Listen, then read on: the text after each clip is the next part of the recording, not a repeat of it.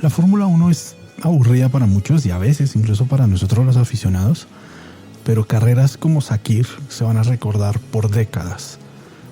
Han pasado muchas cosas alrededor de esta carrera, empezando porque la semana anterior se había corrido el Gran Premio de Bahrein en el mismo circuito, pero no en el mismo trazado, y yo creo que no recuerdo algo así en ninguna otra de las locaciones a las que va la Fórmula 1, y es que la Fórmula 1 ya ha corrido en 3 distintos trazados del circuito de Sakir.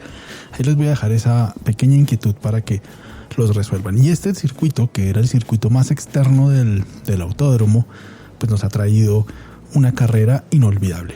Grosjean ya salió de la clínica, volvió al circuito, realmente agradecido por todas las medidas de seguridad y por la gente que incluso pudo haber arriesgado su integridad física también por poderlo sacar del fuego. Y si quieres escuchar un poco más de cómo fue que se salvó y por qué se salvó, pues invito a escuchar mi episodio anterior sobre el accidente de Grosjean y obviamente a visitar también la web www.autosycarreras.com. En esa semana intermedia entre el Gran Premio de Bahrein y el Gran Premio de Sakir, Hamilton dio positivo en COVID, hubo revuelo porque por primera vez en la vida tal vez quedaba libre la butaca del coche campeón en una carrera. Eso no había pasado nunca que yo recuerde. Yo vengo viendo Fórmula 1 desde el 95, yo no recuerdo que eso haya pasado. Y Russell fue el piloto premiado, afortunado de recibir la llamada de Mercedes para poder correr su coche. Se barajaron otra vez miles de hipótesis, nos divertimos un poco ese par de días que duró la incertidumbre, pero Russell era el piloto a llamar, un piloto británico que está corriendo en este momento para Williams, pero que es parte de la escuela de Mercedes y además es manejado por Toto Wolff. También Fittipaldi volvió a la Fórmula 1. Cuando hablamos de Fittipaldi volvió, pues es un Fittipaldi que nunca había estado en Fórmula 1, Pietro Fittipaldi, nieto de Emerson Fittipaldi y cuarto Fittipaldi que corre en la Fórmula 1. Y además de eso, entonces también tuvimos la confirmación de que Mick Schumacher, el hijo de Michael Schumacher, también va a debutar en la próxima temporada de Fórmula 1 con el equipo Haas. Y esto pues empezaba a cerrar ahí un montón de cabos sueltos que tenía esta temporada boba de la Fórmula 1, que llevamos como todo el año en esa temporada boba. Y por supuesto, el Gran Premio de Sakir no podía rematar de una manera más memorable que con el triunfo de Sergio Pérez en la Fórmula 1, su primera carrera en Fórmula 1 después de 190 competencias, lo cual es uno de estos récords negros.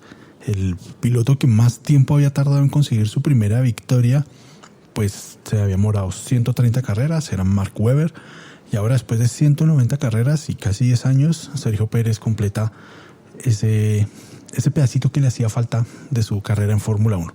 Claro, todo el mundo quisiera que él fuera campeón, pero las circunstancias no se han dado para eso, aunque exista una pequeña posibilidad. La semana anterior también Sergio Pérez hizo una rueda de prensa en donde todo el mundo esperaba algún anuncio. Fue una rueda de prensa para no anunciar nada, pero fue un poco una introspección de él diciéndonos: oigan, yo he hecho una gran carrera en Fórmula 1, me siento muy orgulloso.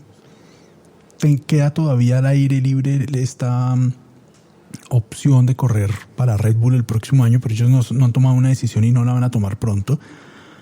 Si no pasa eso, el objetivo es volver en el 2022, unos momentos después, unos días después tal vez de esa rueda de prensa que dio. Ya decía con mucha más seguridad: no importa si el próximo año no estoy en Fórmula 1, porque en el 2022 voy a volver. Yo creo que ya tiene algo fijo para el 2022, en lo que a lo mejor, solo dependiendo de si sale algo para el 2021 y de qué tan fuerte o qué tan bueno sea, pues podría afectar los planes que él tenga para el 2022, de los cuales igual no sabemos nada más que existen. A partir de ahí se empieza a desenmarañar un gran premio de Sakir en el que todo el mundo tenía los ojos puestos, porque además el carro de Hamilton, el mejor de la parrilla actual, quedaba libre para un muchacho que lleva 2 años en Fórmula 1, creo que tiene 22 años nomás, y todo el mundo empezaba a poner sus hipótesis de si era bueno, si no era bueno, si cualquiera puede ganar en el coche de Hamilton o no. De eso hablamos en un episodio muy chiquitico que también pueden ver en la lista de episodios. Y yo creo que lo que pasa finalmente en esta carrera, que es un gran carrerón de George Russell, es que se confirman casi al contrario todas las hipótesis ligeras que la gente podía estar haciendo. Desde mi punto de vista, Hamilton sigue siendo el mejor y creo que queda confirmadísimo que es el mejor piloto de la parrilla actual en la Fórmula 1. Porque si bien George Russell pudo con ese carro liderar las prácticas del día viernes, quedar en primera fila al lado de Bottas por apenas 26 milésimas y liderar la mayor parte de la competencia, se nota que Hamilton puede llevar ese carro incluso más lejos que lo que Russell lo hizo, que puede poner una distancia muchísimo mayor respecto de Bottas. En caso de que Bottas se fuera y pusieran a Russell al lado de Hamilton, muy seguramente Hamilton no ganaría de pronto tantas carreras, de pronto no las ganaría con esa ventaja que le gana a Bottas, pero muy seguramente seguiría siendo un fuerte contendiente al título y muy seguramente sería capaz de ganarle a George Russell. George Russell, después de esto, sí que pone algunas dudas al respecto de cómo vamos a continuar en Mercedes con todos estos pilotos. Bueno, cómo vamos, como si fuera parte de eso. Lo que se sabe hasta el momento del contrato de Hamilton es que él está buscando un aumento en su salario, que a este nivel, como les dije hace unos días, es obsceno. Si gana $40 millones, de pronto se van a dar 40, de pronto querrá 45, querrá 50, yo no saber qué necesidades tenga para pedir tanto. Pero pues es el 7 veces campeón del mundo, digamos que palmarés le sobra para pedir esas cosas. Pero igual, por una fracción de eso, es posible que tengan a un piloto que les pueda permitir también pelear el campeonato como es George Russell. Ahora, eso es lo que dice la primera visión que uno puede tener de todo esto. Pero todo el mundo apunta a que Mercedes pueda que no le renueve a Hamilton, pueda que no lleguen a un acuerdo con Hamilton para competir en la Fórmula 1 el próximo año juntos, como hasta ahora lo han hecho, y que eso sea lo que haga que Russell llegue a ese puesto. Pero yo me pregunto, bueno, pueda que eso sea cierto, pero ¿cuánto vale la marca Hamilton en este momento? ¿Y cuánto vale la marca Russell en este momento? No me parece que sea tan fácil discernir o llegar a la conclusión de que Mercedes va a cambiar a Hamilton para poner a Russell, cuando finalmente lo que también se ha demostrado un poco en el Gran Premio de Sakir es que Valtteri Bottas no está al nivel de ninguno de esos dos pilotos. Está muy por debajo, comete errores, no es consistente. Es cierto que Mercedes también la pifió de la peor manera posible en este Gran Premio, que era una carrera que tenía ganada George Russell y que después de un problema en los radios se la hacen casi perder. ¿Qué fue lo que pasó ahí en ese momento? Resulta que en un equipo de Fórmula 1, en este caso Mercedes, mucha gente tiene acceso al radio. Pueden estar hablando al mismo tiempo incluso. Y hay un sistema que se encarga de priorizar los mensajes. Hay alguien que se encarga de avisarle a los mecánicos qué piloto va a entrar y cuáles llantas preparar para cada una de las paradas. En ese momento en el que Mercedes iba a entrar, entraban dos coches. Entraba primero George Russell, entraba luego Valtteri Bottas. Tenían que preparar un montón de ruedas. Y parece que en el momento en que él estaba hablando, que tiene prioridad sobre muchos de los mensajes que se transmiten por el radio, porque es importante tener las paradas a pits bien, también habló George Russell o alguno de los pilotos. Yo entendí que fue George Russell el que habló. Entonces el sistema encuentra dos mensajes que tienen alta prioridad, los pilotos también tienen alta prioridad, y pasa una fracción de tiempo para que el sistema deje pasar el mensaje del que le está hablando a los mecánicos, y en ese momento se pierde un pedazo del mensaje. El resultado es que cuando los mecánicos se prepararon para recibir el carro, tenían las llantas delanteras de Bottas y las llantas traseras de Russell. Y eso fue lo que causó todo el despelote. Hacen el cambio en Russell y no se dan cuenta. Russell avanza, para Bottas, y cuando para Bottas y ponen las ruedas, el mecánico de la llanta delantera izquierda se da cuenta de que le están montando las llantas que no son. Les dice que paren y le vuelven a montar las ruedas con las que venía Bottas. Finalmente Bottas paró por un montón de tiempo, perdió un montón de posiciones y lo mandaron a la pista de nuevo con las mismas llantas duras, casi terminadas de gastar, que tenía inicialmente Bottas. El problema es que Bottas pierde temperatura con esas ruedas en la parada pits, mientras está transitando sobre el safety car, y cuando se larga la carrera, pues está en una posición indefensa respecto a todos los que venían atrás con llantas en un poquito mejor de condiciones.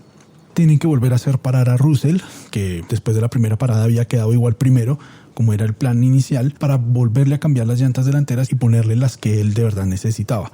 Eso quiere decir que George Russell sí cambió sus ruedas y por eso también un poco ese sobrepaso que hace a Valtteri Bottas tan fácil, tan sencillo, tan humillante. Pero pues Bottas estaba en una situación muy dispareja. Pero al margen de todo eso, de que la carrera se desenvuelve de cierta manera para Bottas y para Russell, a lo largo de todo el fin de semana Russell estuvo muy cerca de Bottas, algunas veces por delante, lideró casi toda la carrera por delante de Bottas. Tampoco podemos decir que es que Bottas tuvo una mala carrera y por eso no se pudo mostrar y es fácil criticarlo como él mismo lo dice. Hamilton y George Russell están en un nivel diferente y ahora la presión es de Mercedes de darle ese puesto a un piloto que seguramente puede sacar más cosas. Y yo creería que no hay que sacar a Hamilton, hay que ponerlo al lado de Russell. Finalmente, si uno saca a Hamilton, también está sacando una marca comercial que vende un montón de cosas. No sabemos cuántos de los acuerdos comerciales que tenga Mercedes estén ahí justamente porque Hamilton es el piloto. Entonces, sacar a Hamilton y poner a Russell no es solamente ahorrarse, $30 millones al año en el salario, sino también es cambiar la forma en la que el equipo se está vendiendo, cambiar las relaciones con los patrocinadores, cambiar la marca Hamilton, que vale infinitos dólares en este momento, por una marca Russell que seguro, aunque vale el doble de hace 8 días, no es una marca tan valiosa como la de Hamilton. No es tan fácil como decir, este corre más y puedo ganar el campeonato más barato. Creo que hay una complejidad mucho mayor en este tipo de contratos con los pilotos top de Fórmula 1. Esto nos lleva a pensar también que va a haber muchos cambios en la Fórmula 1 respecto al tope presupuestal que van a tener los equipos. De eso hablamos hace algunos meses en el programa cuando hablábamos de los cambios que va a sufrir la Fórmula 1 hacia el 2021. Les voy a dejar también ese enlace. Aquí en la descripción de este episodio. Entonces va a haber un tope. Todo lo que tenga que ver con inversión en el desempeño, de investigación para el coche, personal que está trabajando, diseño, pruebas, etcétera, tiene un tope. Los pilotos y los 3 mejor pagados del equipo van a quedar fuera de ese límite de presupuesto. Pero yo creo que una Fórmula 1 con menos demandas económicas como la que se está diseñando en este momento, de seguro va a abrir plazas para pilotos buenos en equipos más parejos. Creo que el hecho de que Russell haya podido dar ese salto de Williams a Mercedes también un poco tumba la hipótesis de que un piloto que llegue a la Fórmula 1 tiene que entrar a un equipo bajo. Ahora pasa eso. Antes no pasaba. Villeneuve, Montoya, Hamilton llegaron todos a equipos top, a Williams y a McLaren. Y ahora llegan los pilotos a equipos como Haas, como Sauber, como Williams. Pero están llegando ahí no porque no tengan las cualidades para estar en un equipo top inmediatamente, sino porque hay una gran cantidad de contratos en los otros equipos que se tienen que respetar y que tienen que de alguna manera ir terminando, ir como aprovechando al máximo a esos pilotos y luego ya ir poniendo a los anteriores. Lo mismo como lo que pasa, por ejemplo, con Red Bull. Con Red Bull es muy claro, los pilotos llegan primero a Alfa Tauri y luego en algún momento son promovidos a Red Bull Racing. ¿Pero por qué llegan ahí? Pues porque todos esos pilotos son parte de esa escuela de Red Bull Racing. ¿Por qué George Russell llega a Williams? Porque Williams lleva motores Mercedes y al darle esos motores Mercedes, los acuerdos no solamente son de darles motores, sino de ayudarles a los otros equipos a tener ahí los pilotos como en remojo. Entonces en la Fórmula 1 hoy en día hay 2 categorías. Una categoría de entrada, que serán equipos como acaso McLaren, Mercedes, Williams, Sauber, Haas, y unos equipos top, que en este caso, aunque no sea muy top, por ejemplo Renault, Red Bull, Mercedes, Ferrari, y yo creo que eso a lo mejor pueda estar cambiando también un poco respecto de lo que vimos, porque lo que vimos es que pues es tonto. ¿Para qué pones un piloto en un equipo bajo si lo puedes poner de una vez en un equipo rápido? Y creo que también eso ayudaría a que haya una rotación mayor en la Fórmula 1. O sea, pilotos que entraron hace 20 años a Fórmula 1 siguen ahí corriendo, ocupando un espacio que seguramente otros pilotos también necesitarían. Y ya para terminar, todos los micrófonos de la Fórmula 1 y las cámaras están apuntando ahora a Red Bull Racing y a Racing Point por la victoria de Sergio Pérez en esta carrera, que además fue una victoria muy luchada. Él ya había tenido carreras así, donde empieza golpeándose como en Bakú hace unos años y logra luego llegar en el podio, pero creo que esta carrera es todavía muchísimo mejor que esa. En la primera vuelta es embestido por Charles Leclerc, que a la postre pasó al motorhome de Sergio y le pidió disculpas y lo golpea. Creo que ese es el momento más afortunado de Sergio Pérez en la carrera, porque después de semejante golpe el coche de Sergio Pérez no parece que queda para nada afectado, y fue un golpe tan duro que la suspensión delantera izquierda de Leclerc se rompió en ese momento. Verstappen iba por el costado izquierdo de ellos dos, y cuando ve que se estrellan simplemente se abre para esquivarlos y queda en la parte más sucia de la pista, en un pedazo que si acaso habría pasado un carro, quién sabe hace cuántos años fue. Estaba muy sucia y se nota que trata de detener el coche, pero ya no hay nada que hacer, es apenas un pasajero, se estrella contra el muro y por detrás le cae ya el coche de Leclerc averiado y los dos quedan por fuera. Eso pasa antes de completar la primera vuelta.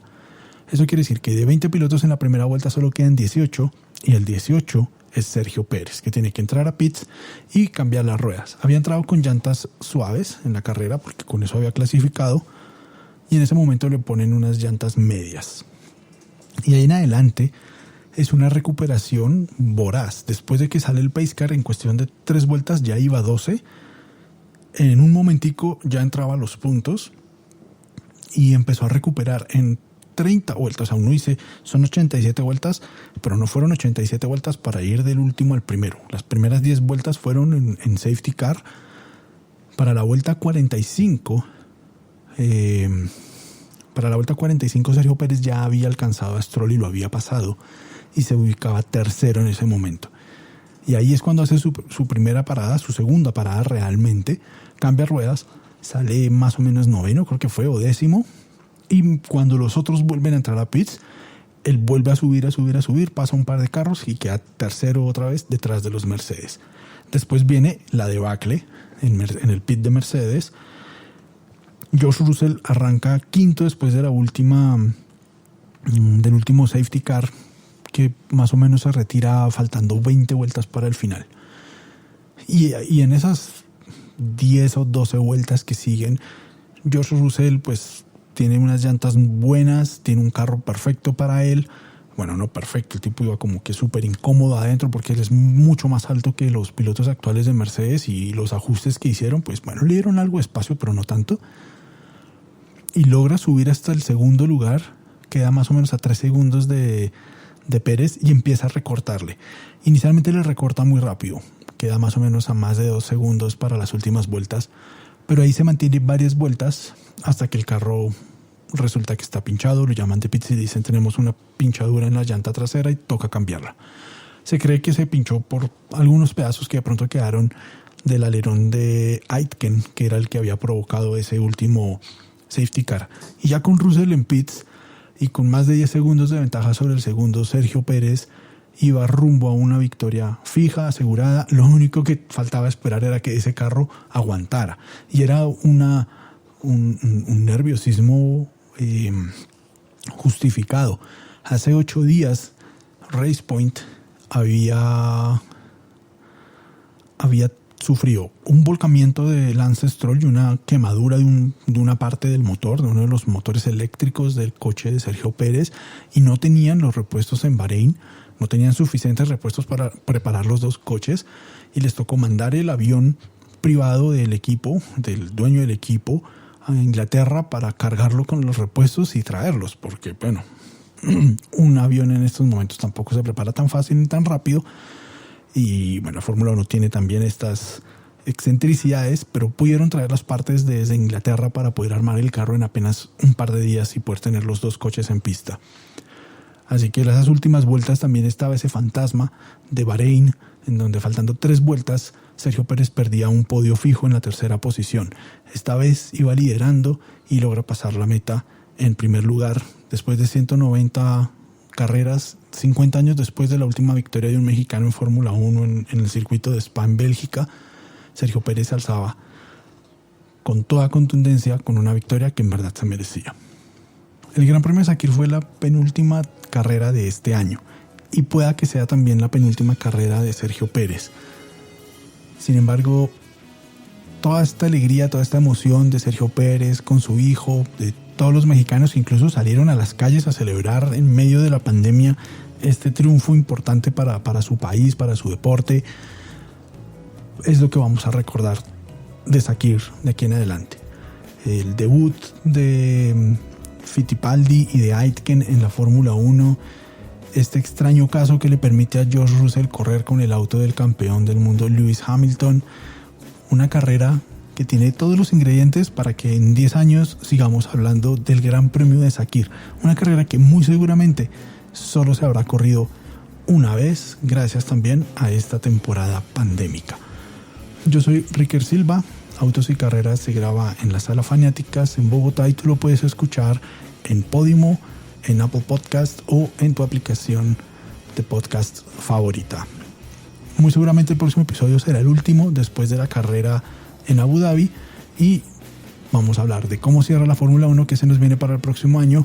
Estaremos un poco atentos obviamente a la decisión que tome Red Bull, pero volveríamos ya hasta finales de enero cuando empiece el Rally París-Dakar el próximo año. Así que vamos despidiéndonos también de esta temporada 2021 de automovilismo. Y yo soy Ricker Silva y nos vemos en un par de días después del Gran Premio de Abu Dhabi. Chau, chau.